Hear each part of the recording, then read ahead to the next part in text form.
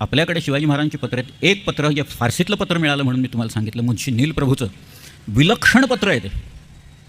मला वाटतं तेवढं एकच पत्र हा एका व्याख्यानाचा विषय होऊ शकेल इतकं सुंदर पत्र आहे ते.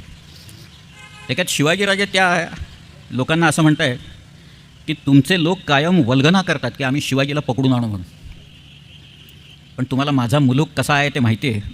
डोंगर दऱ्यांनी भरलेला आहे, नद्या नाल्यांनी भरलेला माझा मुलूक आहे, आणि या मुलखात माझे 60 किल्ले आत्ता इथं आहेत. इथं अफजल खान माझ्यावर चालून आला होता, त्याची अवस्था मी काय केली हे तुम्हाला माहिती आहे.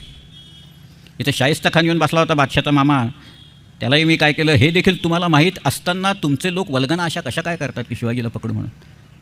त्यांनी पुढं असं लिहिलं आहे, समंदे तलाश बेकयास, कल्पनेचा वारू चालू, संबंध म्हणजे घोडा, कल्पनेचा घोडा चालवणं ही अवघड आहे, इथं सगळीकडं अशक्य आहे, आणि तुमचे लोक अशा वल्गना करत आहेत. पुढं शिवाजी महाराजांच्या पत्रातलं एक वाक्य फक्त सांगतो, फारसीतलं वाक्य आहे ते वाक्य असं आहे, इन कस रा मुहाफिजत ए वतन खुद लाजिम, असं वाक्य आहे ते. इन म्हणजे या, कस म्हणजे माणूस, रा म्हणजे ला, या माणसाला म्हणजे स्वतःलाच बरं का, मुहाफिजत ए वतन.